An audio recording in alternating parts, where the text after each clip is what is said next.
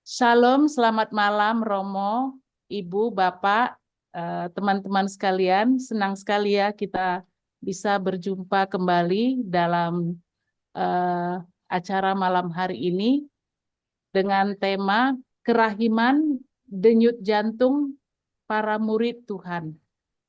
Terima kasih Romo Aurel dan teman-teman semua yang telah hadir pada malam hari ini.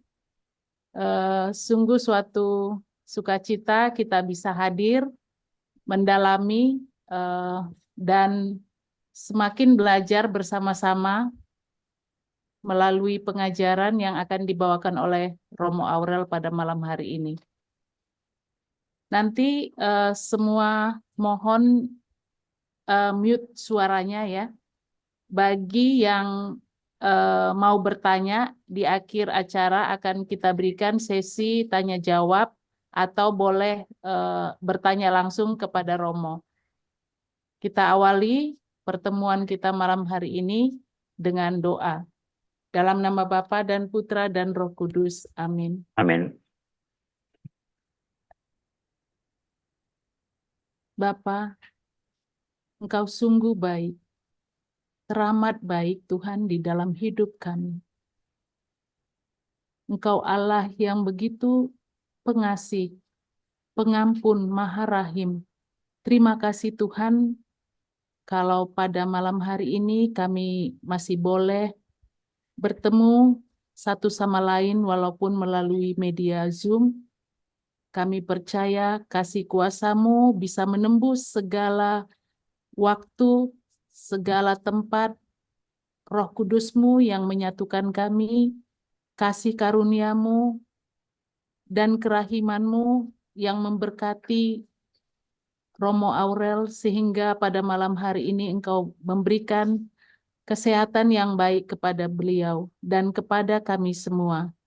Beberapa hari telah kami lalui masa Prapaskah ini, sertai kami Tuhan selalu di dalam menjalankan niat-niat kami dalam masa 40 hari retret agung ke depan, sehingga apa yang kami renungkan, apa yang boleh kami pelajari, khususnya pada malam hari ini, semakin mendalam di hati kami, semakin menjadi denyut nadi kami, terutama semakin menjadi implementasi kami itu semua ke dalam perbuatan perkataan kami sehari-hari di tengah keluarga dan lingkungan kami.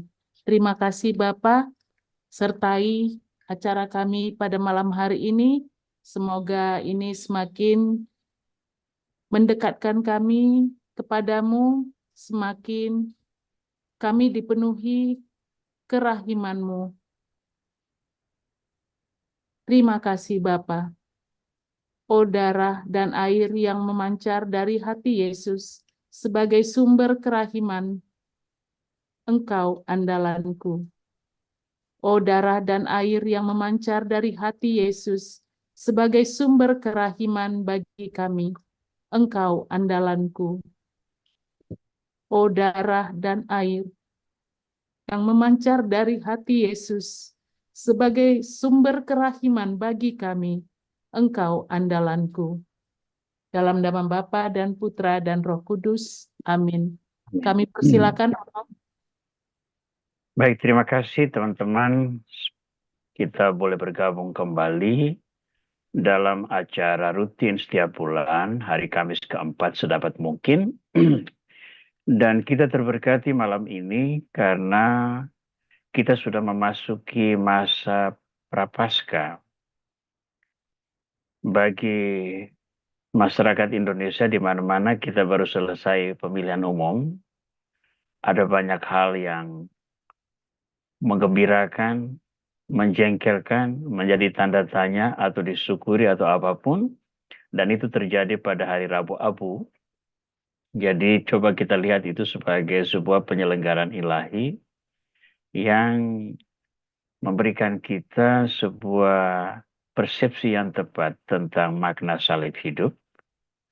Salib yang harus kita panggul, entah kita suka atau tidak.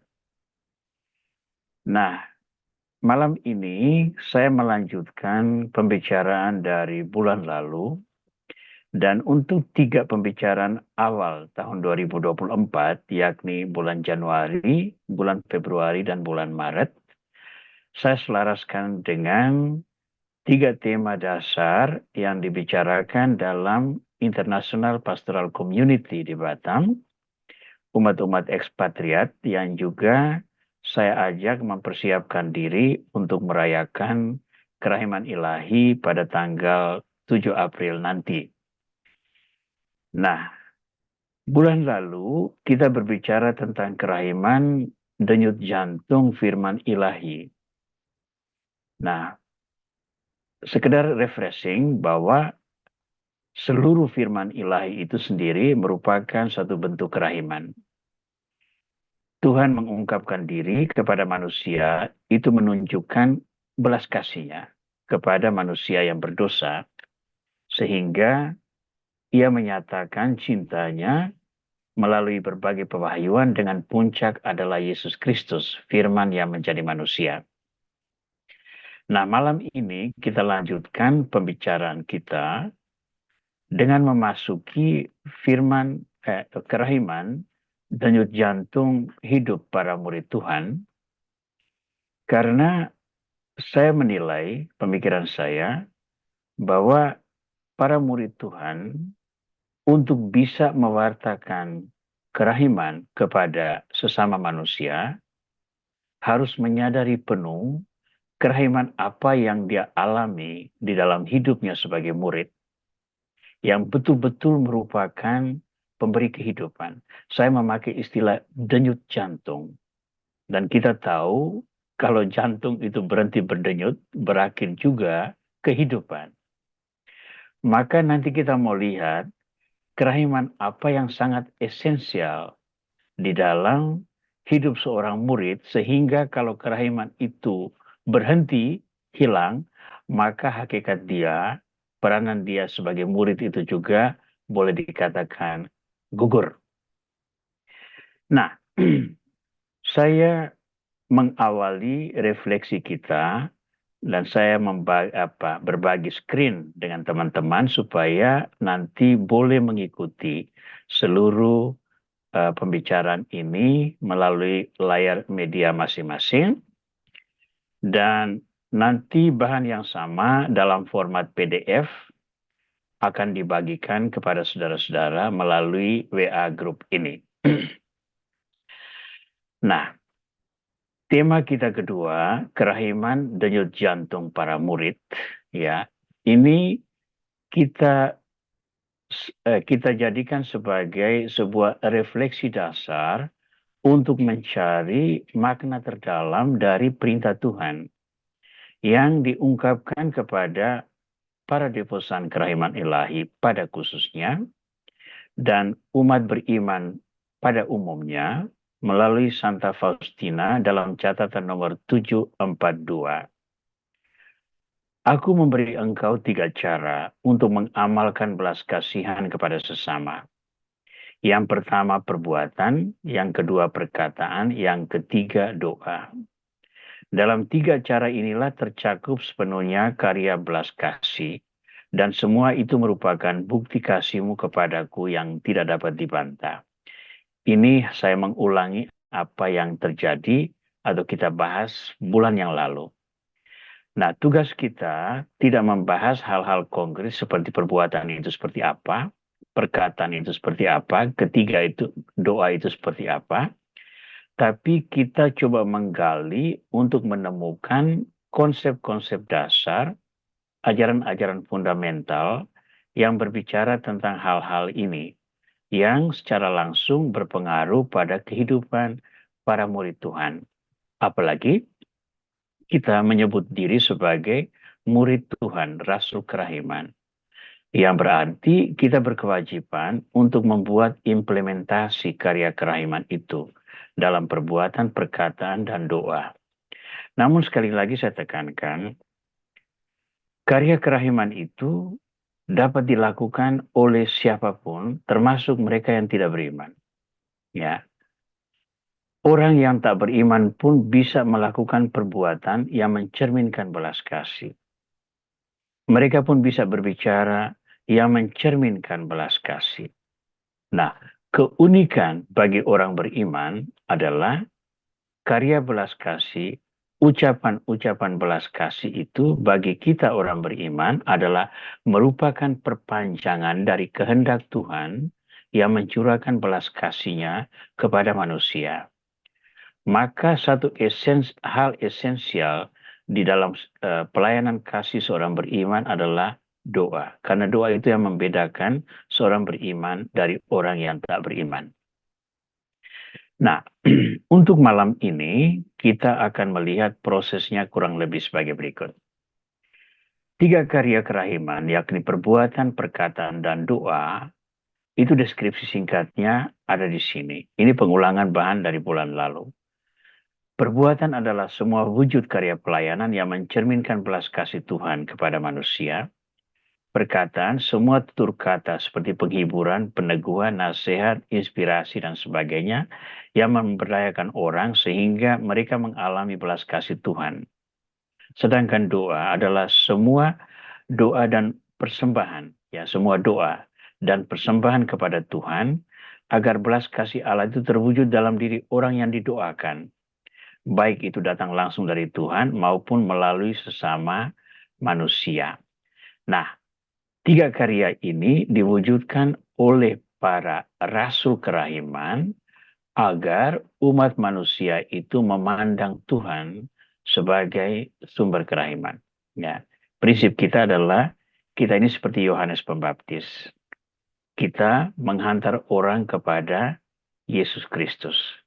Ketika orang bertemu Yesus Kristus, kita harus ditinggalkan. Ya, karena tujuan utama itu adalah membuat mereka mengenal dan menerima Yesus Kristus. Ya, ingat Yohanes Pembaptis pada waktu dia melihat Yesus datang, dia berkata kepada murid-muridnya, "Lihatlah anak domba Allah."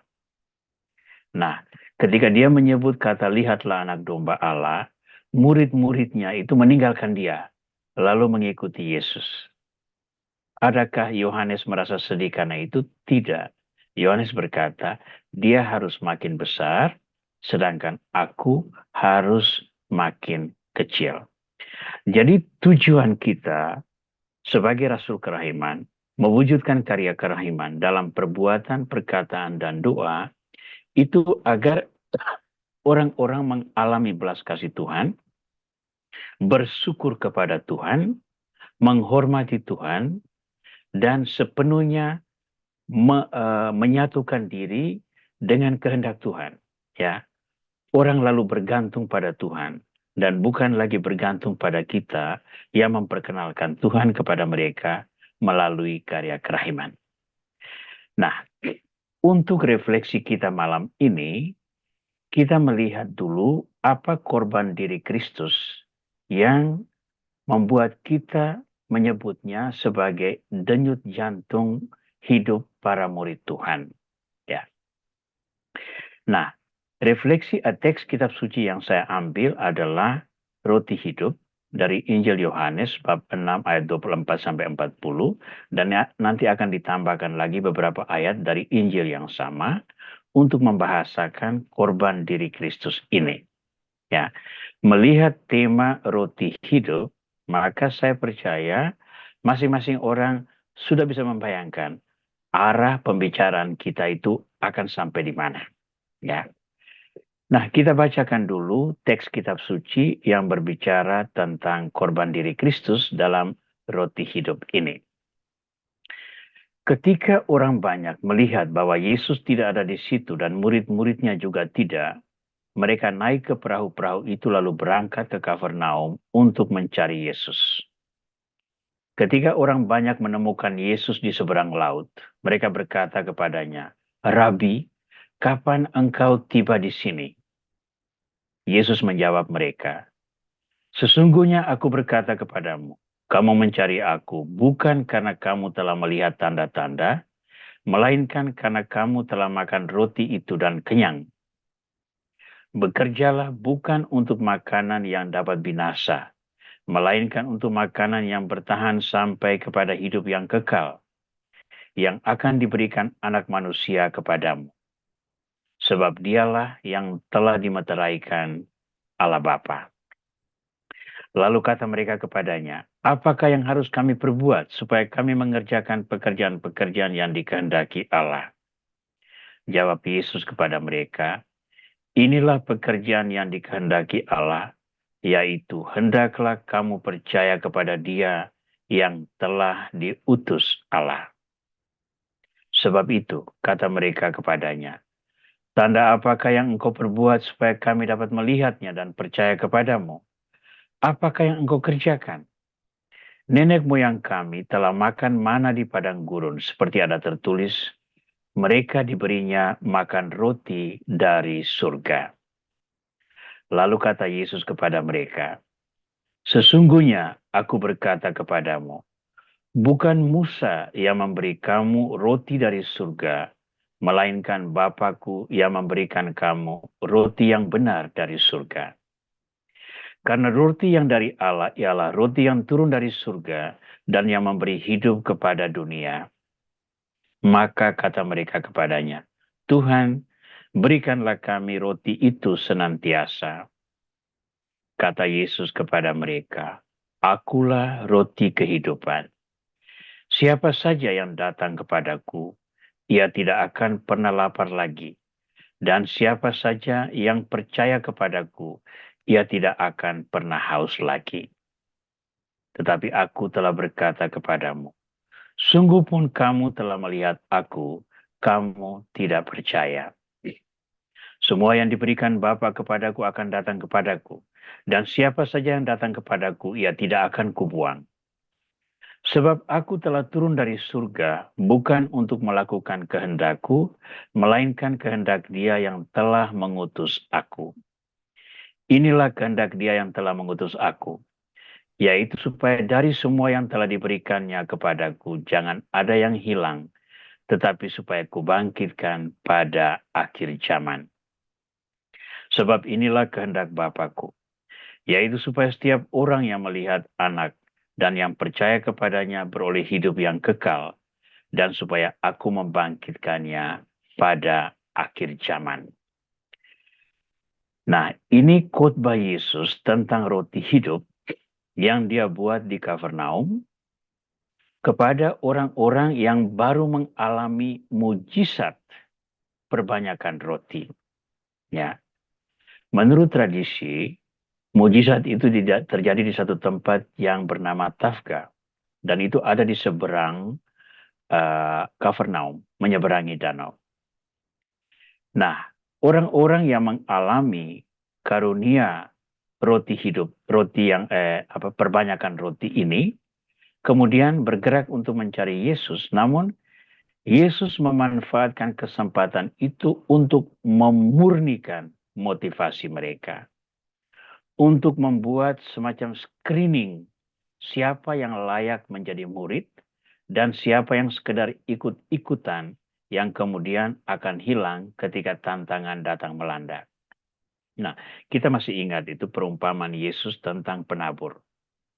Ada benih yang jatuh di pinggir jalan lalu dimakan burung. Ada benih yang jatuh di tanah berbatu-batu, tumbuh sebentar lalu mati.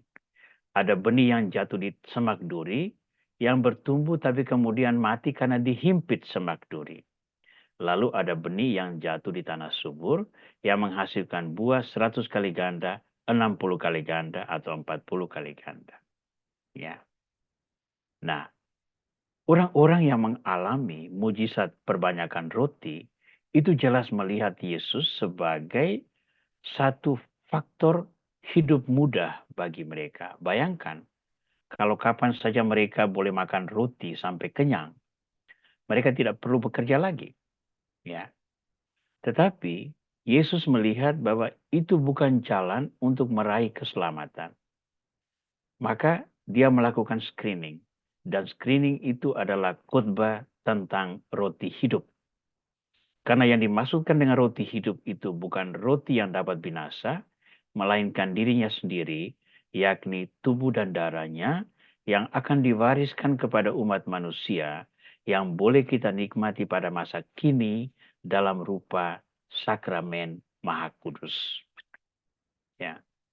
Maka seleksi alamiah yang dilakukan Yesus dengan menampilkan ajaran yang kontroversial tentang roti hidup ini merupakan tantangan yang harus dijawab oleh orang-orang yang mendengarnya. Dan ternyata banyak yang tidak sanggup, karena sesudah itu apa yang terjadi? Banyak dari antara para murid itu kemudian mengundurkan diri. Ya. Nah, kita lihat di sini. Dalam kelanjutan dari bab yang sama itu ayat 66 kita mendengarkan kalimat ini. Mulai saat itu banyak muridnya mengundurkan diri dan tidak lagi mengikuti dia. Lalu kata Yesus kepada ke-12 muridnya, apakah kamu tidak mau pergi juga? Jawab Simon Petrus kepadanya, Tuhan, kepada siapakah kami akan pergi? Engkau memiliki perkataan hidup yang kekal. Dan kami telah percaya dan tahu bahwa engkaulah yang kudus dari Allah. Ya. Nah, di sini kita melihat buah dari screening tadi, buah dari seleksi tadi. Semua orang yang jatuh, ya, semua orang yang semua orang yang mengalami belas kasih Tuhan, itu kemudian melihat bahwa ada orang yang mengalami belas kasih Tuhan tetapi tidak meresapkan belas kasih Tuhan itu ke dalam hidupnya. Ya. Ada orang yang sungguh-sungguh meresapkan belas kasih Tuhan itu ke dalam dirinya. Nah, orang-orang yang sungguh meresapkan belas kasih Tuhan, itulah ada di dalam diri Simon Petrus dan teman-temannya. Maka kita melihat hasilnya itu kurang lebih demikian. Pasca dialog tentang roti hidup, kira-kira yang terjadi adalah demikian. Buah pertama, banyak murid mengundurkan diri. Ya. Murid-murid mengundurkan diri ini ibarat mereka yang benih yang jatuh di tanah berbatu-batu. Yang tumbuh sebentar, langsung mati ketika matahari bersinar. Atau benih yang jatuh di semak berduri, yang bertumbuh tapi kemudian mati karena dihimpit keraguan. Ya. Nah, Petrus dan 11 rasul tidak pergi. Menurut saya, selain Petrus dan 11 rasul ini, ada juga orang-orang lain yang tetap berdiri bersama Yesus. Ya. Mengapa mereka tidak pergi? Nomor satu, mereka percaya pada Yesus ada kehidupan. Ya, itu dikatakan oleh Petrus di sini. Kami percaya Engkau memiliki perkataan hidup yang kekal. Dan yang kedua, kami percaya bahwa Engkaulah yang kudus dari Allah. Ya. Nah, mereka yang percaya pada Yesus, mereka percaya pada Yesus itu ada kehidupan. Dan yang kedua, mereka percaya pada Yesus itu ada kekudusan. Nah, ini dua elemen yang sangat penting untuk masuk ke dalam kerajaan kekal, ya, ke dalam kerajaan kekal. Mereka percaya pada Yesus ada kehidupan. Ingat apa yang dikatakan Yesus kepada Nikodemus. Mengapa anak manusia itu harus datang? Begitu besar kasih Tuhan akan dunia, sehingga ia mengutus putranya yang tunggal, agar setiap orang yang percaya tidak binasa, melainkan beroleh hidup yang kekal. Nah, ini kehidupan. Dan kehidupan itu ada pada Yesus. Dan itu diyakini oleh 11 rasul ini, 12 rasul. Pada waktu Yudas Iskariot belum mengkhianati Yesus. Nah, pada sisi lain, mereka percaya pada Yesus itu ada kekudusan. Karena hanya orang-orang yang kudus, yang murni, yang boleh masuk ke dalam kerajaan kekal. Ya. Dan seleksi alamiah akan berjalan. Ketika aku lapar, kamu memberi aku makan. Ketika aku haus, kamu memberi aku minum, dan seterusnya. Ya. Nah, para rasul ini sudah memenuhi syarat yang diminta Bapa, yakni percaya kepada Dia yang diutus Bapa. Nah, ini pada ayat 29 kita menemukan kalimat ini. inilah pekerjaan yang dikehendaki Allah, yaitu hendaklah kamu percaya kepada Dia yang telah diutus Allah. Nah, apakah percaya kepada Dia yang diutus Allah itu merupakan sebuah karya kerahiman? Jawabannya iya. Mengapa demikian? Dia yang diutus Allah, yakni Yesus Kristus, adalah kerahiman. Dia adalah kerahiman dalam wujud yang paling tinggi, yakni firman menjadi manusia. Nah, kalau kita percaya bahwa firman yang menjadi manusia itu adalah kerahiman yang diutus Allah, maka kita melegitimasi kehadiran Yesus itu dalam komunitas manusia. Kita menerima Yesus Kristus sebagai bagian dari komunitas manusia. Sehingga gelar Yesus yang merupakan anak manusia itu mendapat tempat. Ya. Yesus anak manusia itu merupakan gelar yang sangat luar biasa. Mengapa itu luar biasa? Karena itu membahasakan satu kerendahan hati Tuhan. Yesus yang adalah Tuhan, semasa hidup di dunia, dia menjadi anak manusia. Ya. Dan ketika penghakiman terakhir, Yesus itu dideskripsikan sebagai anak manusia datang dalam kemuliaannya diiringi oleh malaikat-malaikat. Maka kerahiman Tuhan yang menampilkan diri anak manusia itu merupakan satu wujud kerahiman yang sangat tinggi. Dan ketika itu diimani dan diterima oleh manusia, dia masuk dan bertakhta di tengah komunitas manusiawi. Dan itu dilakukan oleh Petrus dan 11 rasul yang lain. Ketika Yesus bertanya kepada mereka di akhir khotbah tentang roti hidup. Apakah kamu tidak pergi juga? Dan mereka berkata, tidak Tuhan, kami tidak pergi. Mengapa kami tidak pergi? Karena kami percaya dalam dirimu ada kehidupan, dan kami percaya di dalam dirimu ada kekudusan. Nah, sekarang kita melihat, para rasul itu sudah memenuhi syarat menjadi murid. Nah, untuk mereka yang tetap percaya dan setia pada Yesus, itu Yesus memberi karunia yang lain lagi. Kita lanjutkan ya. Teman-teman, saya mungkin ada yang tahu di layar saya sekarang itu ada seperti goresan. Nah, saya sendiri tidak tahu kenapa ini. Nah, mungkin ada yang mengetahui, nanti tolong menginfokan bagaimana menghilangkannya. Saya tidak terlalu paham dalam teknologi ini, ya. Tapi tidak apa-apa, mungkin nanti akan kita coba saya share kembali ya screen-nya itu. Siapa tahu ya dia tetap seperti biasa, tidak apa-apa. Kita lanjutkan. Nah, bagi para murid yang telah membuktikan diri setia pada Yesus, untuk mereka ada karunia tersendiri. Ya. Karunia menjadi murid Kristus yang merupakan wujud kerahiman Tuhan bagi orang-orang khusus yang mau membuka diri bagi kerahiman Tuhan yang besar. Nah, apa karunia bagi para murid ini? Untuk malam ini saya menampilkan 4 karunia yang saya sebut sebagai anugerah-anugerah pemberdayaan. Siapa yang diberdayakan? Para murid yang diberdayakan. Ya, apa anugerah-anugerah tersebut? Nomor 1, karunia kerendahan hati untuk melayani. Nanti kita akan jelaskan satu persatu. Yang kedua, karunia jalan menuju keselamatan abadi. Yang ketiga, karunia sang penghibur. Dan yang keempat, karunia damai sejahtera. Keempat karunia ini saya sarikan dari percakapan Yesus bersama para murid dalam perjamuan terakhir. Di dalam Injil Yohanes.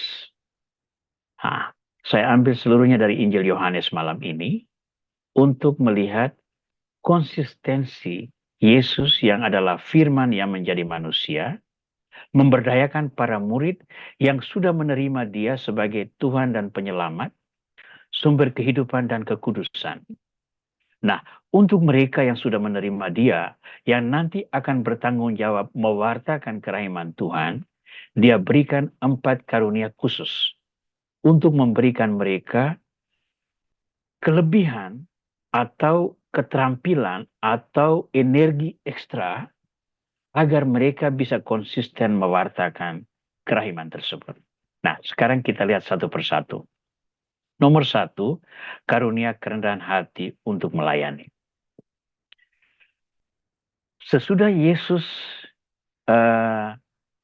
mencuci kaki murid-muridnya, membasuh kaki murid-muridnya dalam perjamuan akhir, dia lalu berkata begini, "Kamu menyebut aku guru dan Tuhan, dan katamu tepat, sebab memang akulah guru dan Tuhan. Jadi jikalau aku, Tuhan dan gurumu membasuh kakimu, maka kamu pun wajib saling membasuh kakimu. Sebab aku telah memberikan suatu teladan kepada kamu, supaya kamu juga berbuat sama seperti yang telah kuperbuat kepadamu." Nah, mengapa saya sebut ini sebagai sebuah anugerah yang memberdayakan? Mengapa kerendahan hati untuk melayani itu merupakan anugerah yang memberdayakan seorang murid agar bisa mewartakan kerahiman? Untuk bisa mewartakan Yesus sebagai roti hidup, Yesus yang Maha Rahim, yang mewariskan kepada kita tubuh dan darahnya, kita harus berhadapan dengan konsep-konsep dunia yang menentang ajaran tentang pentingnya umat Kristiani atau para murid Tuhan menerima tubuh dan darah Kristus. Ya, betapa sering kita mendengar penolakan dari berbagai orang, berbagai aliran kepercayaan, termasuk orang-orang yang menyebut diri Kristiani, bahwa menyambut tubuh dan darah Kristus itu merupakan sebuah abstraksi dari mentalita kanibalisme yang sudah hidup di dalam masyarakat manusia sejak zaman purbakala. Nah, bayangkan, menyambut tubuh dan darah Kristus dianggap sebagai sebuah kanibalisme secara spiritual, itu kan sangat bertentangan dengan pengajaran Kristus sendiri yang mengatakan aku adalah roti hidup. Barang siapa makan tubuhku dan minum darahku, ia tinggal dalam aku dan aku dalam dia. Ya. Nah, berhadapan dengan perlawanan semacam kini, seorang murid Tuhan harus memiliki kerendahan hati bahwa ia dilawan. Tetapi dia dilawan dan perlawanan itu harus menyulut kreativitas baru untuk tetap melayani. Mengapa? Karena kita adalah hamba Tuhan. Kami adalah hamba-hamba yang tidak berguna. Kami hanya melakukan apa yang diperintahkan kepada kami. Nah, untuk bisa terus melayani, walaupun ditolak, itu butuh kerendahan hati luar biasa. Dan kerendahan hati itu ditunjukkan oleh Yesus dengan cara membasuh kaki murid-muridnya. "Kamu menyebut aku guru dan Tuhan, dan katamu itu tepat, sebab memang akulah guru dan Tuhan." Ya, ingat bahwa sebelum berbicara ini, Simon Petrus sudah lebih dahulu mengatakan, "Tuhan, engkau tidak boleh membasuh kakiku. Sekali-kali pun tidak." Tapi Yesus mengatakan, "Kalau aku tidak membasuh kakimu, engkau tidak bersih." Lalu Simon katakan, "Kalau begitu bukan hanya kakiku, tapi juga tanganku, kepalaku, dan sebagainya." Lalu Yesus katakan, "Ya, Petrus, kamu tuh lebay itu. Kamu tuh berlebihan. Orang cukup dibasuh kakinya, karena itulah ritual umum pada perjamuan orang Yahudi. Orang membasuh kakinya. Nah, ketika orang membasuh kaki, itu otomatis tangan juga dibasuh. Itu sudah tanda kekudusan. Kerendahan hati dicerminkan di sini. Nah, bagi teman-teman yang suka berdebat atau melihat ini satu ayat 13, Yohanes 13:13. Ini ayat emas ini. Gampang diingat ya, 13:13. "Kamu menyebut aku guru dan Tuhan, dan katamu itu tepat, sebab memang akulah guru dan Tuhan." Jadi kalau ada orang yang bertanya kepada kamu, "Tunjukkan kepada kami Tunjukkan kepada saya di mana Yesus menyebut dirinya aku adalah Tuhan. Ini satu ayat. Satu ayat yang gampang kita pakai. Kamu menyebut aku guru dan Tuhan dan katamu itu tepat. Sebab memang akulah guru dan Tuhan. Ya. Jadi Yesus jelas-jelas menyebut dirinya di sini. Akulah guru dan Tuhan. Jangan ragu untuk mengutip ini untuk menunjukkan kepada pihak lain yang mempertanyakan Yesus adalah Tuhan. Itu sudah tambahan dari bagian ini. Kita kembali ke pokok kita, yakni karunia kerendahan hati untuk melayani. Nah, sekarang kita masuk kepada anugerah kedua. Karunia jalan menuju keselamatan abadi. Ya.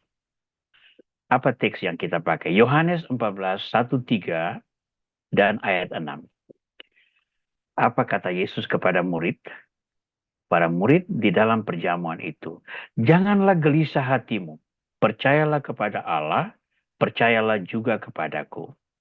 Di rumah Bapakku banyak tempat tinggal. Jika tidak demikian, tentu aku mengatakannya kepadamu.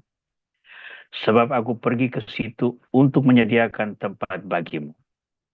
Apabila aku telah pergi ke situ dan telah menyediakan tempat bagimu, aku akan datang kembali dan membawa kamu ke tempatku, supaya di tempat di mana aku berada, kamu pun berada. Kita lompat ke ayat 6. Akulah jalan, kebenaran, dan hidup. Tidak ada seorang pun yang datang kepada Bapa kalau tidak melalui aku. Nah, akulah jalan, kebenaran, dan hidup ini dikatakan oleh Yesus untuk menanggapi pertanyaan Thomas. Ya, Tuhan, kami tidak tahu kemana Engkau pergi. Ya, bagaimana kami bisa mengikuti Engkau? Lalu dia katakan, akulah jalan, kebenaran, dan hidup. Nah, pewahyuan yang menyatakan akulah jalan, kebenaran, dan hidup, ini diberikan eksklusif kepada para murid dalam perjamuan akhir. Dia tidak berbicara ini kepada khalayak ramai. Walaupun mungkin secara tersirat sudah pernah. Nah, kepada para murid itu dia menjanjikan ini. Di rumah Bapakku itu banyak tempat. Aku pergi siapkan tempat bagi kamu dan kalau sudah siap, aku datang menjemput kalian. Supaya apa? Supaya tempat di mana aku berada, kamu pun berada. Nah, berada bersama Yesus itu kan berada bersama kehidupan. Maka seorang yang berada bersama Yesus, disitulah jamin keselamatan. Dan jalannya di mana? Ternyata jalannya Yesus juga. Akulah jalan dan kebenaran dan hidup. Maka perintah Bapa tadi itu jelas. Yang Bapa kehendaki perbuatan kita yang paling layak itu apa? Hendaklah kamu percaya kepada Dia yang diutus oleh Bapa. Nah, karunia jalan menuju keselamatan abadi itu adalah karunia Yesus sendiri. Yesus yang adalah jalan, kebenaran, dan hidup itu melalui perjamuan akhir tadi itu mewariskan tubuh dan darahnya. Yang bagi kita itu adalah sakramen Ekaristi Kudus. Karunia ketiga. Karunia sang penghibur untuk mewartakan roti hidup. Jikalau kamu mengasihi aku, kamu akan menuruti perintah-perintahku. Aku akan minta kepada Bapa dan Ia akan memberikan kepadamu seorang penolong yang lain, supaya Ia menyertai kamu selama-lamanya, yaitu Roh kebenaran. Dunia tidak dapat menerima Dia, sebab dunia tidak melihat Dia dan tidak mengenal Dia. Tetapi kamu mengenal Dia, sebab Ia menyertai kamu dan akan diam di dalam kamu. Nah, untuk orang yang percaya bahwa Yesus adalah wujud terbesar kerahiman Tuhan, mereka ini akan bertanggung jawab untuk mewartakan kerahiman Tuhan itu. Tetapi tantangan itu tidak pernah berhenti. Yesus sendiri akan meninggalkan para murid. Maka untuk para murid diberikan karunia ini. Siapa? Roh kebenaran, Roh Kudus, yang akan datang dan menaungi para murid teristimewa pada peristiwa Pentakosta. Dan sejak Pentakosta itu, kita mengalami gereja yang sungguh-sungguh dijiwai oleh Roh Kudus hingga hari ini. Ya, hingga hari ini. Dan semua orang yang percaya, dia akan disertai oleh Roh Kudus. Roh berbicara melalui mulutnya, Roh meyakinkan orang melalui pewartaannya, Roh menguduskan orang melalui sakramen-sakramen yang diwariskan melalui gereja. Ya. Nah, untuk orang yang percaya ada karunia ini. Sang penghibur yang akan menolong mereka untuk mewartakan kerahiman. Kita lanjutkan karunia yang keempat. Karunia damai sejahtera. Damai sejahtera kutinggalkan bagimu.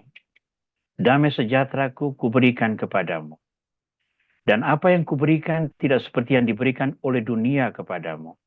Janganlah gelisah dan gentar hatimu. Nah, damai sejahtera kutinggalkan bagimu ini disampaikan oleh Yesus pada perjamuan malam yang terakhir.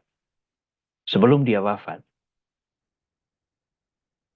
Tetapi ketika dia sudah bangkit, ketika dia mengunjungi para murid, kalimat pertama yang dia sampaikan itu apa? Damai bagimu. Mengapa damai ini sangat penting?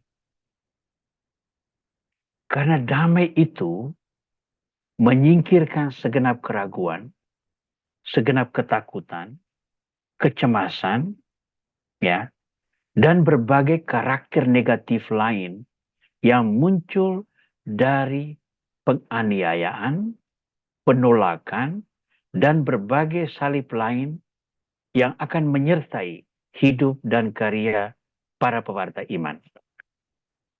Ya. Nah, kita melakukan banyak karya dan tidak selamanya karya itu berhasil.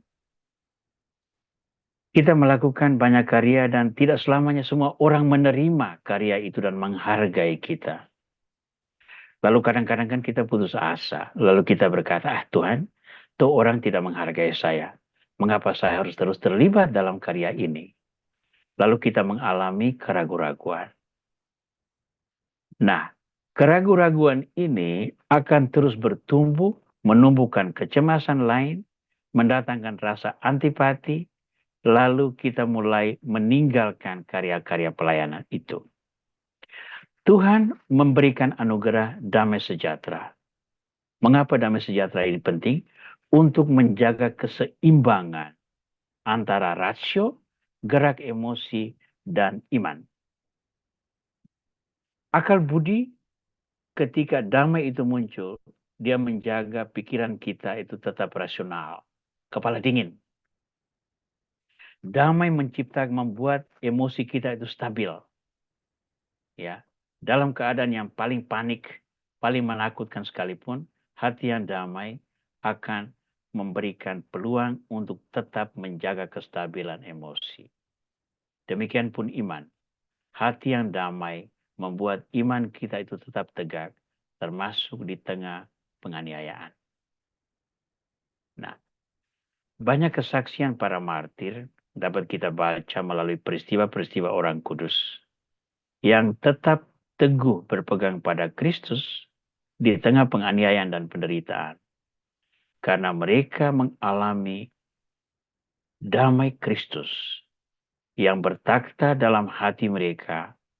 Karena mereka memiliki keintiman relasi dengan Tuhan yang dibangun melalui proses latihan-latihan rohani yang konsisten, kematangan-kematangan rohani yang bertumbuh melalui pengolahan diri yang berlangsung terus-menerus, dan buah-buah roh yang mereka alami ketika mereka melihat dan menemukan bahwa salib Kristus merupakan bagian yang tak terpisahkan dari pewartaan seorang murid Tuhan, dan salib itu merupakan jalan yang sangat diperlukan untuk bisa mencapai kepenuhan keselamatan.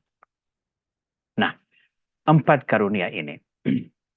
Kerendahan hati, karunia jalan menuju keselamatan abadi, karunia sang penghibur, dan karunia damai sejahtera itu membuat kita mengimani, kita menghayati, dan kita mewartakan roti hidup. Hanya seorang yang rendah hati yang mau percaya bahwa hostia putih kecil yang kita terima itu sungguh-sungguh tubuh Kristus. Hanya seorang yang betul-betul rendah hati yang mau menghayati kerendahan hati Tuhan yang bertakhta di dalam sakramen Maha Kudus.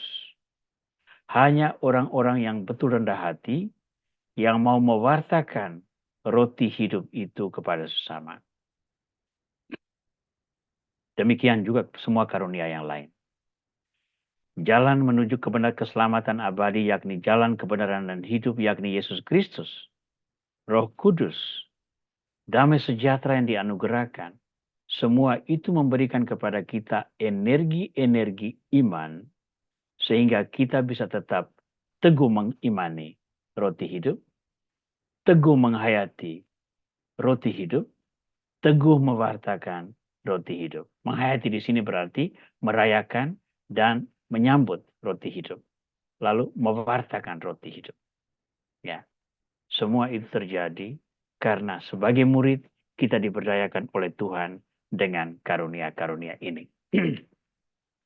Nah, saudara, kita sampai pada bagian yang menjadi kekasan WA grup kita, yakni belajar buku harian Santa Faustina. Bagaimana itu dikaitkan dengan Santa Faustina? Maka topik pembicaraan berikut ini adalah Santa Faustina dan roti hidup. Bagi teman-teman yang sudah menerima refleksi audio hari Sabtu yang lalu, pasti sudah mendengar kutipan ini. Pada buku harian Santa Faustina nomor 877, kita membaca kalimat ini. Oh Yesus yang tersembunyi dalam hosti, guruku yang manis dan sahabatku yang setia. Betapa bahagianya jiwaku memiliki seorang sahabat yang selalu menyertai aku. Aku tidak merasa sendirian, meskipun aku berada dalam pengasingan. Yesus Ekaristi, kita saling mengenal. Itu sudah cukup bagiku. Ya, ini satu kutipan yang bagus dari buku harian Santa Faustina tentang keyakinan yang kuat, persatuan yang erat, dan kerinduan yang mendalam dari Santa Faustina atas diri Yesus yang bertakhta di dalam sakramen Maha Kudus. Sebelum nomor 877 ini, beberapa nomor sebelumnya, saudara-saudara akan melihat penderitaan Santa Faustina ketika dia tidak bisa menyambut komunio kudus. Betapa menderitanya dia, betapa rindunya dia kalau tidak berkesempatan menyambut sakramen Maha Kudus ini. Tetapi dia sadar sepenuhnya bahwa sakramen Maha Kudus yang merupakan presentasi diri Tuhan secara konkret di tengah umat manusia, di mana kita mengalami kehadiran Yesus baik secara jasmania maupun rohania, itu merupakan satu kunci mengapa dia sanggup menjalani peranannya sebagai rasul kerahiman, yang mewartakan kerahiman kepada dunia yang mulai kehilangan belas kasihnya. Nah, Santa Faustina dalam kutipan ini menyebut Yesus sebagai sahabat. Nah, sekarang kita lihat apa artinya menjadi sahabat Yesus. Apa artinya menjadi sahabat Yesus? Menjadi sahabat Yesus itu ternyata begini. Kamu adalah sahabatku, jikalau kamu melakukan apa yang kuperintahkan kepadamu. Aku tidak menyebut kamu lagi hamba, sebab hamba tidak tahu apa yang diperbuat oleh tuannya. Tetapi aku menyebut kamu sahabat, karena aku telah memberitahukan kepadamu segala sesuatu yang telah kudengar dari Bapakku. Jadi sahabat itu adalah, sahabat bagi Yesus adalah semua yang melakukan apa yang diperintahkan oleh Yesus. Nah, apa perintah Yesus? Barang siapa yang mau menjadi muridku, dia harus setia memikul salibnya dan mengikuti aku. Ya, itu satu perintah. Kasihilah Tuhan Allahmu dengan segenap hatimu, dengan segenap jiwamu, dengan segenap akal budimu. Dan kasihilah sesama manusia seperti dirimu sendiri. Ini perintah Yesus. Kasihilah musuh-musuhmu dan berdoalah bagi mereka yang menganiaya kamu. Kalau kita menjalankan semua ini, baru kita itu menjadi sahabat Yesus. Berarti menjadi sahabat Yesus itu bukan perkara sederhana. Itu bukan hal ringan. Menjadi sahabat Yesus itu lebih tepat berarti menjadi teman sepenanggungan Yesus dalam memikul salib. Dan ini bagi Santa Faustina sangat konkret. Pertama, Yesus mewahyukan kerahimannya kepada Santa Faustina. Dari tahun lalu, saya selalu menegaskan bahwa ada dua wujud pewahyuan. Satu pewahyuan universal yang kita temukan di dalam kitab suci, mulai dari perjanjian lama sampai perjanjian baru. Seluruh rekor di dalam kitab suci adalah pewahyuan universal. Ini kebenaran hakiki.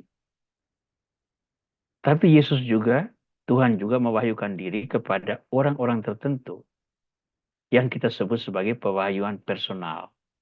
Nah, pewahyuan personal ini ukurannya apa? Tidak bertentangan dengan pewahyuan universal. Jadi catatan-catatan kepada para mistikus, seperti kepada Santa Faustina, kepada Padre Pio, Santa Teresa dari Avila, Santo Yohanes dari Salib, Santa Katarina dari Siena, dan sebagainya. Catatan-catatan mereka selaras dengan pewahyuan universal dari kitab suci. Ingat kalimat saya yang selalu saya tekankan. Kita boleh meninggalkan buku harian Santa Faustina, tapi kita tidak boleh meninggalkan kitab suci. Kita boleh meninggalkan Santa Faustina, tapi kita tidak boleh meninggalkan Yesus Kristus. Nah, kita terberkati karena kita memperoleh teks ini. Pewahyuan diri Tuhan kepada Santa Faustina dicatat bagi kita. Nah, pewahyuan Tuhan, diri Tuhan secara mistik kepada Santa Faustina berarti Tuhan mengungkapkan siapa dia kepada orang pilihannya, yaitu Santa Faustina.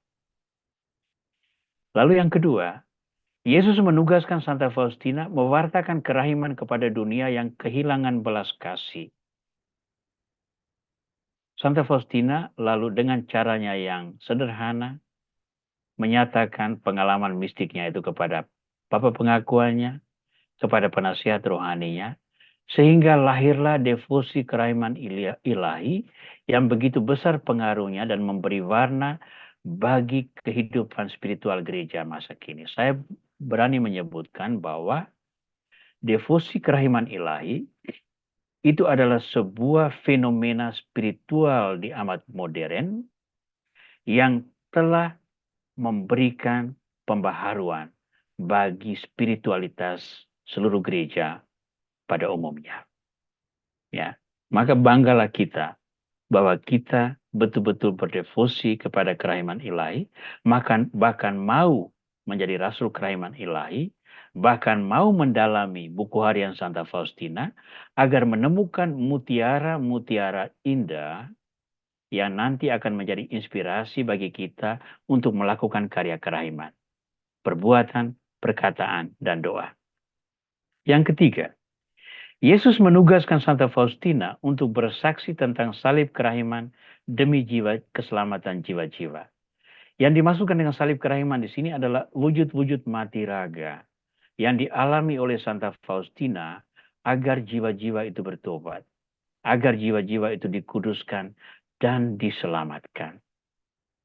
Nah, dari 3 poin ini yang saya tuliskan, Faustina sebagai sahabat Yesus, kita melihat seluruh karya pendadaran yang tadi diberikan oleh karunia-karunia pemberdayaan yang diberikan oleh Tuhan kepada para murid yang menerima Dia sebagai Tuhan dan Penyelamat.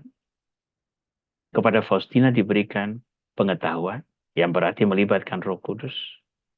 Kepada Faustina Tuhan menunjukkan kerahiman kepada dunia yang berbelas kasih agar mereka memiliki jalan untuk melihat Tuhan, jalan kebenaran dan hidup.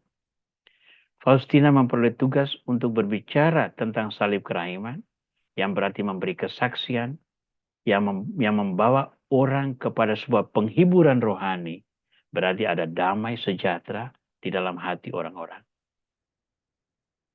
Yesus sebagai sahabat, bagi Santa Faustina, hanya mungkin karena dia ditopang oleh Ekaristi, yakni roti hidup. Kekuatan dari Ekaristi selalu menunjang penghayatan hidup dan pelayanan Santa Faustina. Kehidupan Santa Faustina itu adalah doa. Tetapi di dalam doa itu ada wujud-wujud mati raga untuk keselamatan orang berdosa. Nah, mati raga inilah satu kekhasan yang melekat pada orang pilihan Tuhan, Santa Faustina. Kekuatan dari mana? Ekaristi Kudus. Nah, selain Ekaristi Kudus ada juga pengakuan dosa, ya, ada juga konsultasi dengan para superior, kebaikan-kebaikan orang. Tetapi inti dari seluruh kekuatan yang menunjang kesaksian hidup Santa Faustina ada pada Ekaristi. Nah, dengan demikian kita melihat bahwa kerahiman Tuhan dalam wujud roti hidup itu sungguh-sungguh menjadi denyut jantung para murid Tuhan. Nah, di akhir refleksi ini, apa relevansinya untuk kita dan roti hidup? Ya, saya berikan 4 anjuran di sini. Supaya roti hidup, wujud kerahiman Tuhan itu betul-betul menjadi denyut jantung kita, para murid Tuhan, para rasul kerahiman. 4 hal ini perlu kita lakukan. Nomor 1, percaya pada kerahiman Tuhan yang berpuncak pada Yesus Kristus, roti hidup. Ya, roti hidup itu termasuk yang kita masukkan di sini bukan hanya pribadi Yesus secara keseluruhan, tetapi juga sakramen Ekaristi yang kita warisi di dalam gereja. Ini adalah kerahiman Tuhan. Yang kedua, menimba kekuatan dari roti hidup dalam perayaan Ekaristi dan berbagai perayaan lain. Perayaan lain itu sakramen-sakramen yang lain. Tapi yang paling rutin adalah Ekaristi Kudus. Karena itu bagi para rasul kerahiman, para devosan kerahiman, saya menganjurkan, selain misa pada hari Minggu dan hari-hari raya yang merupakan kewajiban semua orang Kristiani, para devosan kerahiman ilahi harus menambahkan nilai plusnya, yakni menghadiri dan menerima komunio kudus pada hari-hari lain selain hari Minggu, kalau perlu setiap hari. Kalau perlu setiap hari. Supaya roti hidup ini betul-betul menjadi sentral hidup kita. Roti hidup ini betul-betul menjadi orientasi hidup kita hari itu. Saya sangat mengagumi sejumlah umat awam yang sangat sibuk. Mereka berkutat dengan bisnisnya, dengan karirnya, dengan kewajiban-kewajiban rumah tangga, ya, dan berbagai organisasi dan sebagainya. Tapi ada orang yang tidak pernah alpa untuk menghadiri Ekaristi setiap pagi. Saya pernah bertanya, apakah masih punya waktu untuk itu? Jawabannya sederhana saja. Kalau tidak ada Ekaristi pagi yang memberi kekuatan hari itu, saya mungkin sudah kolaps dan tidak sanggup menjalankan seluruh tuntutan hidup seperti sekarang ini. Yang ketiga, membuka diri bagi inspirasi Sang Penolong, Roh Kudus, melalui firman yang diwariskan kepada kita. Meditasi. Meditasi tentang firman. Merenungkan firman. Bacalah kitab suci. Ya. Sekarang itu kita memiliki media HP itu, praktis seluruh dunia kita itu ada di HP sekarang. Urusan perbankan, HP. Urusan kesehatan, HP. Komunikasi, kerja, network, HP. Mencari informasi, HP. Maka, kitab suci digital pun ada di HP. Tetapi, satu klik melewati kitab suci itu, Anda bisa juga langsung kepada pornografi yang menyajikan santapan lain yang ditawarkan oleh dunia. Nah, kita perlu memperkuat benteng diri melalui permenungan atas firman Tuhan. Karena ketika kita merenungkan firman Tuhan, kita memusatkan perhatian kita pada Tuhan, maka kita membuka pintu bagi Roh Kudus. Mengapa saya yakin ini? Roh Kudus datang pada hari Pentakosta kepada para rasul, termasuk juga kepada Bunda Maria, itu terjadi pada hari ke-9. Mereka berdoa sesudah Yesus naik ke surga. Kisah para rasul jelas-jelas mengatakan itu. Sesudah pulang dari Bukit Zaitun, mereka menyaksikan Yesus naik ke surga. Mereka berkumpul di ruang atas untuk berdoa. Dan dalam doa itulah mereka mengalami Pentakosta. Maka aplikasi konkretnya, ketika kita merenungkan firman Tuhan, dan kita masuk dalam alam doa, kita membuka pintu hati bagi Roh Kudus. Dan yang keempat, setia pada salib perutusan yang diberikan Tuhan kepada kita dalam karya-karya kerahiman, perbuatan, perkataan, dan doa. Saya bersyukur bahwa ada dari antara kita yang konsisten melakukan perbuatan, perkataan, dan doa sebagai wujud kerahiman Tuhan. Tapi ingat, kita adalah Yohanes Pembaptis. Ketika orang sudah bertemu dan menyatu dengan Yesus Sang Kerahiman, kita bukan elemen yang penting dalam hidup orang tersebut. Tapi, walaupun bukan lagi elemen yang penting dalam hidup orang tersebut, kita tetap menjaga kesetiaan pada salib perutusan yang diberikan Tuhan pada kita. Dengan 4 anjuran ini, saya mengakhiri refleksi saya malam ini. Terima kasih untuk semua perhatian teman-teman sekalian. Pendalaman lanjut kita akan tetap lakukan, dan mari kita beri kesempatan kepada teman-teman untuk bersama-sama mendalami refleksi malam ini. Rolina, saya kembalikan dulu untuk koordinasikan seluruh refleksi kita ya. Baik Romo, sekali lagi terima kasih banyak atas kita semua yang hadir di sini dan dari teman-teman di dalam WhatsApp grup buku harian walaupun nggak bisa hadir. Atas itu semua kami mengucapkan banyak terima kasih untuk pengajaran hari ini. Kerahiman sebagai denyut jantung para murid. Murid Tuhan ya. Ya, itu sangat memungkinkan juga ya tadi dari penjelasan Romo sebagai diganti kali ya sebagai denyut jantungku gitu ya. Ya, denyut jantung Bu. Nggak Boleh. impossible ya Romo ya. Boleh. Ya, ya. Siapa takut ya, mari tadi dengan 4 anjuran terakhir itu nanti dibagikan Romo dalam bentuk Ya, PDF kan? Ya, nanti ya. akan bantu dibagikan dalam bentuk PDF. Bagi teman-teman yang belum mengisi daftar hadir yang sudah dibagikan di link, boleh mengisi daftar hadir, dan bagi yang mau join di dalam grup buku harian Santa Faustina juga akan dibagikan linknya. Sekarang kita memberikan kesempatan kepada 1 atau 2 peserta yang hadir malam hari ini untuk bertanya. Boleh langsung bertanya ke Romo atau menuliskan pertanyaan di kolom chat. Pada teman-teman dipersilakan. Bu Rolina, saya boleh bertanya? Bertanya ke Romo ya Ibu. Iya, ke Romo. Silakan Ibu, silakan. Romo, ini maaf ya saya matikan ininya, kameranya ya. Soalnya ini lagi geluduk di sini. Suka sinyalnya suka nggak ini naik turun. Oke. Romo tadi terima kasih untuk kerahiman merupakan denyut jantung bagi aku. Dalam konteks perkataan, perbuatan, dan doa.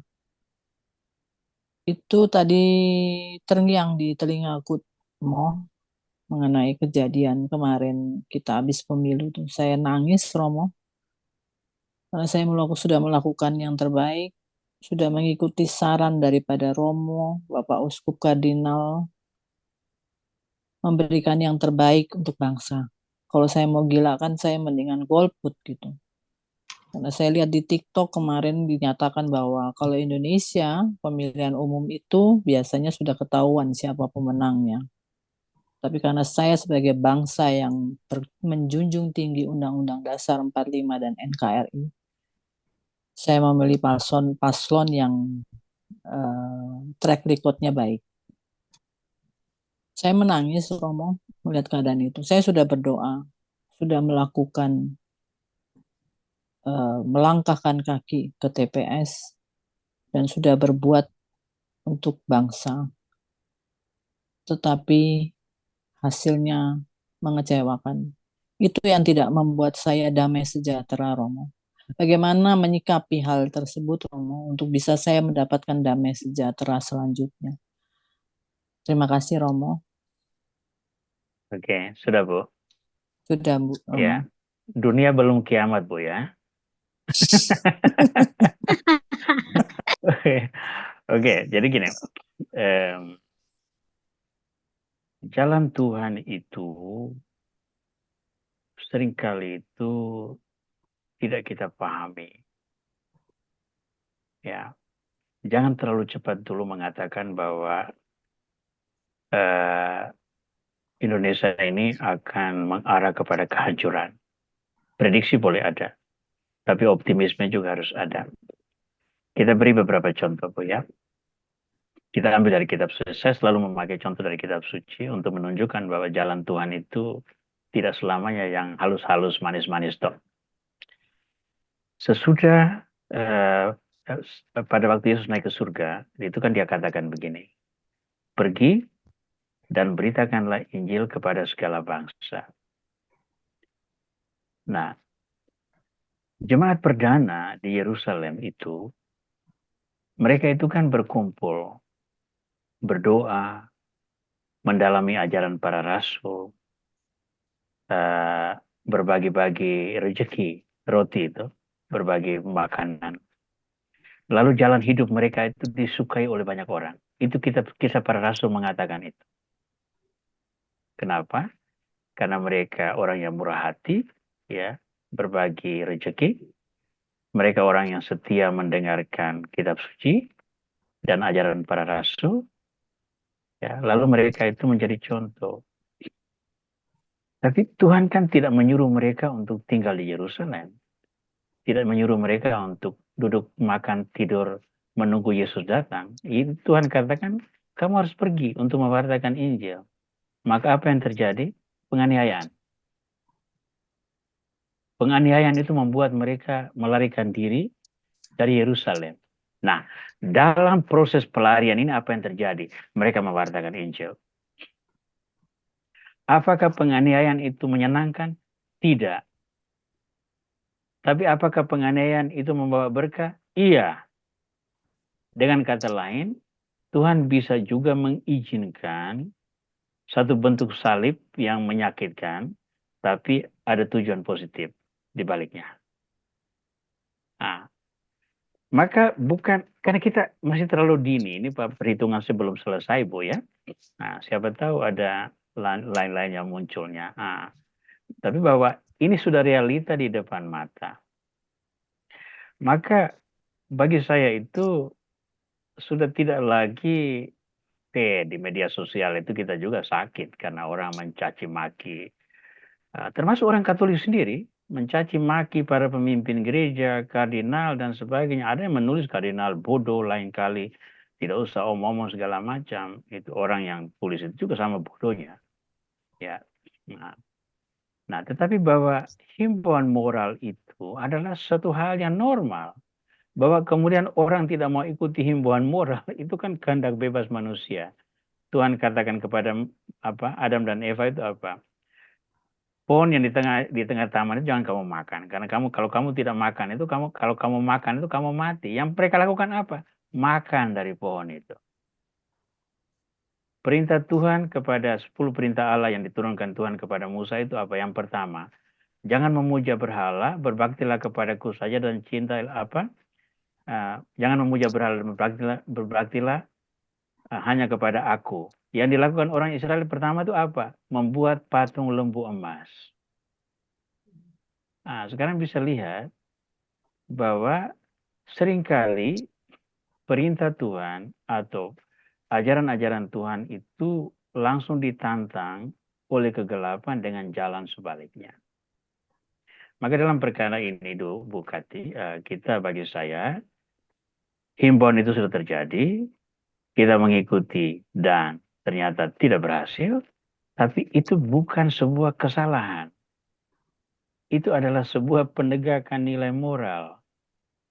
Kita lihat aja sudah ini, negara ini apakah dijalankan menurut standar konstitusi yang baik dan moralitas sosial yang benar, ataukah akan terjadi gejolak baru yang menuntut kesaksian baru dari orang-orang termasuk kita semua untuk tetap bertahan memperjuangkan kebenaran. Itu tunggu. Jadi tidak usahlah merasa, jangan personal dalam hal ini, karena negara ini bukan tanggung jawab kita sendiri, negara ini tanggung jawab semua orang. Jadi kalau menjadikannya sebagai sebuah gerakan personal, kita akan stres sendiri. Dan stres sendiri tidak akan ada orang yang perhatikan. Ya, negara tidak akan turun tangan tanya, kamu stres kenapa? Oke, kalau begitu bantuan sosial dinaikkan. Tidak akan terjadi itu. Yang terjadi adalah kita harus tetap berjuang untuk membuat kebaikan bagi kita, dan dengan itu kebaikan bagi Indonesia. Hanya itu yang saya bisa sampaikan, Bu, karena saya belum tahu apa yang akan terjadi selanjutnya. Baik, Romo. Paling tidak membuat saya damai sejahtera mulai dari sekarang. Ya. Panggawang, Romo. Sama-sama. Ya, semoga sudah menjawab ya, Bu. Terima ya. kasih, Bu Rolina. Ada di sini, Bu, dari Bu Melia itu, Rolina di chatting. Ya, lagi saya buka, Romo. Ya. Saya mau tanya. Ya, silakan Satu. aja langsung, Bu. Jawab dulu yang dari Ibu Melia ya, Ibu Francisca. Nanti sudah ini Bu Francisca bertanya. Biasanya bila Bunda Maria menampakkan diri karena di dunia akan ada atau sedang ada peristiwa yang berpengaruh terhadap kehidupan manusia. Mohon penjelasan Romo, ada peristiwa apakah di dunia atau keprihatinan apa yang membuat Yesus sampai menampakkan dirinya sendiri kepada Suster Faustina? Terima kasih. Berdekatan dengan peristiwa penampakan kepada Suster Faustina adalah Perang Dunia. Ya, Suster Faustina itu hidup pada tahun 30-an. Dan Tuhan mengungkapkan pewahyuan diri sebagai belas kasih Tuhan yang tak pernah habis. Kerahiman yang tak pernah kering.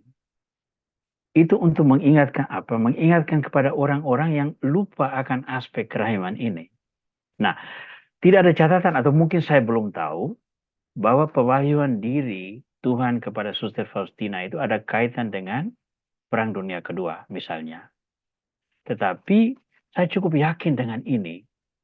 Karena rentetan Perang Dunia Kedua itu berlanjut. Ya. Kalau misalnya penampakan di Fatima itu kan berkaitan dengan revolusi Rusia. Rusia yang makanya salah satu perintah adalah berdoa bagi Rusia. Ya, revolusi Rusia yang akhirnya meninggalkan kekristenan dan menerima komunisme. Ya. Sedangkan kerahiman ini diberikan kepada orang-orang agar mengingat bahwa belas kasih Tuhan itu tidak pernah berakhir. Mengapa itu diperlukan? Karena manusia tidak lagi berbelas kasih. Lihat saja Perang Dunia itu belas kasihnya ada di mana itu. Ya, belas kasih yang terjadi di sana. Yang terjadi adalah penindasan terhadap manusia yang luar biasa. Tapi ini penafsiran saya ya, Bu Melia. Jadi apakah ini ada kaitannya dengan itu? Saya yakin ada. Karena jika pesan kerahiman ini sangat penting disampaikan, itu untuk mengingatkan dunia bahwa belas kasih Tuhan yang tak terbatas ini harus diungkapkan dalam kehidupan manusia. Dan itu adalah tugas orang-orang yang percaya kepada Kristus. Ya. Kurang lebih begitu ya, Bu Melia. Francisca tadi mau tanya, saya persilakan ya. Ya, Bu, Romo, terima kasih. Oh ya, tadi Romo menyebutkan tentang apa tadi? Yang 4 tentang apa tadi, roti hidup itu tadi, Romo. kita dan roti hidup. Iya, saya memang pergi misa setiap hari, dan di Ya. situ kan setiap hari kita dengarkan pembacaan juga kitab suci, dan Ya. kadang juga habis misa kita pergi ke adoration Ya. untuk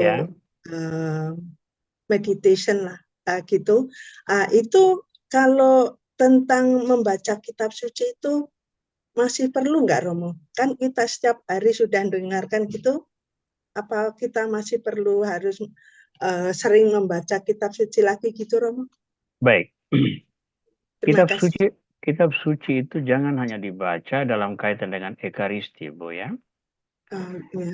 Ekaristi itu kitab suci yang menghantar refleksi dalam Ekaristi. Tapi tidak semua bacaan Ekaristi itu cocok dengan hidup kita hari itu. Ya, tidak selamanya sejalan. Dan hidup kita itu sangat kompleks. Sehingga tidak semua persoalan hidup kita bisa dijawab. Kalau misalnya kalau kita mencari jawaban dari kitab suci, tidak selamanya bacaan hari itu bisa menjawabnya. Maka selain tata liturgi yang sudah disiapkan, alangkah baiknya setiap orang itu memiliki program membaca kitab suci sendiri. Yang saya anjurkan adalah membaca dari awal sampai akhir, entah berapa tahun pun waktu dibutuhkan. Ya, tidak usah ambisius. Harus 1 minggu 1 kitab selesai. Itu saya percaya dalam beberapa hari Anda sudah bosan dan sesudah itu akan berhenti total. Ya, baca kitab suci itu sedikit demi sedikit. 1 bab begitu 1 hari, 2 bab begitu selesai. Cukup untuk hari itu, besok lagi, besok lagi. Tapi kalau konsisten dijalankan itu kan ibarat menaburkan benih. Apa yang kita baca secara psikologis itu meresap dalam alam bawah sadar kita. Sehingga ketika kita butuh, itu kita bisa timbulkan kembali. Tapi kalau kita tidak pernah baca, maka tidak akan ada yang kita resapkan. Maka ketika kita mencari inspirasi, tidak ada yang muncul. Karena memang tidak pernah tersimpan di sana. Ya. Nah, saya tuh ibaratkan itu sebagai nasihat orang tua. Nasihat orang tua masa kecil itu kan disampaikan dengan cara yang sederhana. Tapi nasihat itu kan melekat sampai hari ini. Ya. Dan ada saat-saat tertentu ketika kita begitu putus asa, ingat lagi, oh dulu bapak saya ngomong begini, oh dulu ibu saya ngomong begini, oh dulu tante saya ngomong begini. Hal sederhana itu sangat menguatkan pada saat ini. Padahal problema yang saya hadapi saat ini itu sama sekali berbeda. Konteks dan tantangannya dengan apa yang saya hadapi pada masa kecil. Tapi kata-kata mereka adalah inspirasi untuk saya hadapi dengan kekuatan dan cara yang saya temukan sekarang ini. Kitab suci itu seperti itu. Kitab suci itu tidak bisa menjawab problema misalnya perselingkuhan melalui teknologi. Ya. Itu kitab suci tidak punya ayat yang berbicara tentang WA yang baik dan yang buruk. Itu tidak ada. Tetapi kitab suci berbicara tentang pentingnya kesetiaan suami istri. Nah, itu yang menjadi inspirasi dasar. Jadi saya anjurkan hadiri Ekaristi setiap pagi, setiap hari, pagi atau sore itu bukan masalah. Dan mendengarkan bacaan di sana itu baik. Dan ada juga khotbah kadang-kadang. Tapi jangan lupa banyak romo juga yang ngawur khotbahnya di sana. Ya, sembarangan saja ngomongnya. Tidak ada ujung pangkal. Marah-marah lagi umat. Jadi Ekaristi bukan lagi memberi inspirasi, malah menjengkelkan. Nah, Karena gembalanya ini. Nah, lalu apakah Anda dengan itu lalu tidak mau menimba inspirasi dari kitab suci melalui permenungan sendiri? Ya, lupakanlah gembala itu kalau memang mungkin dia ada masalah, ya.